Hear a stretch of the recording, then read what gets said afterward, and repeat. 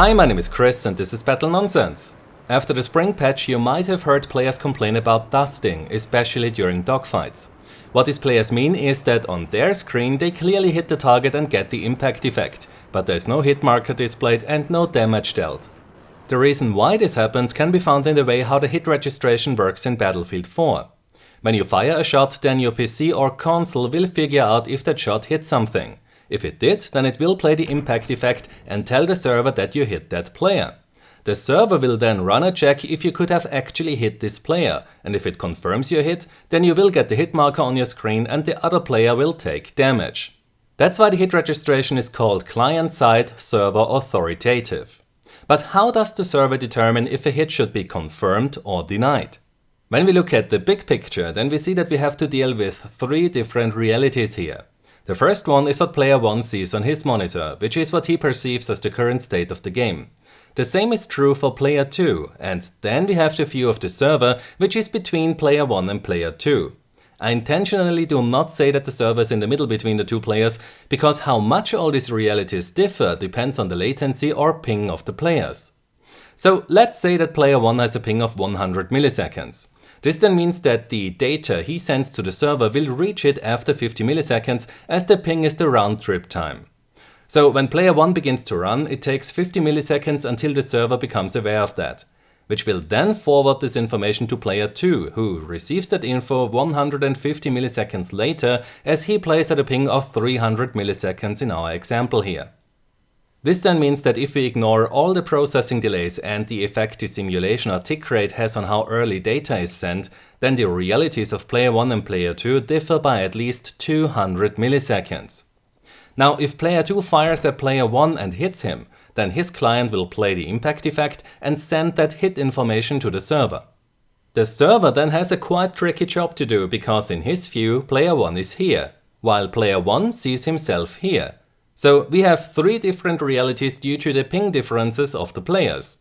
This is now where the frame history time or FHT comes into play, which you might have heard or read about in the changelogs of the winter, spring and summer patch. Very simply put, this value defines how much the location of player 1 is allowed to differ when we compare the perspective of the server to the perspective of player 2. If the difference gets too big, then the server will deny the hit, which means that player 2 does not get a hit indicator and player 1 does not take any damage. But how much is too much? As my test showed, player 2 needs to have a ping of more than 500 milliseconds to get his hits rejected by the server when he fires on a player that is running. And when he fires at a player who is sidestepping, then his hits get rejected once he has a ping of more than 650 milliseconds. This also shows that not only the latency or ping plays a big part in the dusting or denying of hits, but also the speed at which your target travels. When player 1 is walking, then the difference between where you see the player and where the server sees him is small. But when player 2 is running, then the difference between all the three realities gets much bigger. And when he is in a fast-moving vehicle, then the difference can get really big. This difference is also what is responsible for the issue where you take damage behind cover. Player 1 sees himself behind cover. The server sees player 1 barely behind cover, while player 2 could still see, shoot and hit player 1 due to his high ping. Then the server will either reject or deny the hit, depending on how great the difference between the realities of player 2 and the server is.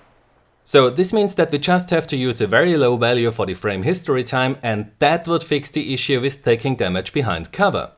The only problem is that we would then also have to remove all the vehicles from the game, because, as I said before, the speed at which your target travels is a very important factor when the server is deciding if it should confirm or deny your hit. So if you set the frame history time to a value that will prevent players with a ping of more than 100 milliseconds to hit you behind cover, then dogfights and shooting helicopters out of the sky will probably only work at pings of something like 10 milliseconds or less, because those vehicles move at much faster speeds than infantry does. And so the difference between where you see the vehicle and where the server sees it becomes so great that the server will reject your hit.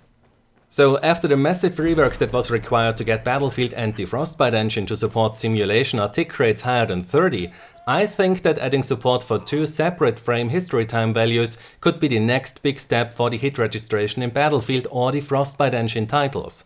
because then you can have a low frame history time value for infantry combat that prevents the damage behind cover issue, and a higher one that will be suitable for vehicle combat to avoid the dusting at reasonable pings. But that will most likely also be a big and risky rework, which has to touch very low level parts of the engine, so I'm not sure how soon we could see such tested in the CTE, for example. Earlier I showed you that a player needs to have a ping of more than 500 milliseconds to get the server to reject his hits. That was after the spring patch. I have now repeated the same tests, and what I found out was that currently the server will reject a hit on a running player as soon as the firing player has a ping of more than 250 milliseconds. When the player is sidestepping, then before the summer patch it required a ping of 650 milliseconds for the shooter to get his hits rejected. After the summer patch it takes just 400 milliseconds to have the server reject the hits. I then repeated the same tests in the CTE today, and here I found out that in the CTE the server rejects your hits on the running player as soon as your ping is higher than 500 milliseconds, and on sidestepping players at a ping of more than 650 milliseconds. This means that in the CTE we do not see the dusting issues, as the FHT value seems to be the same as before the summer patch. So this is just a theory, but by the looks of these numbers it appears that the FHT value did not get increased in the summer patch, but decreased, which is good for infantry gameplay, but as I explained during this video, it is not so good for vehicle combat when you have a slightly higher ping.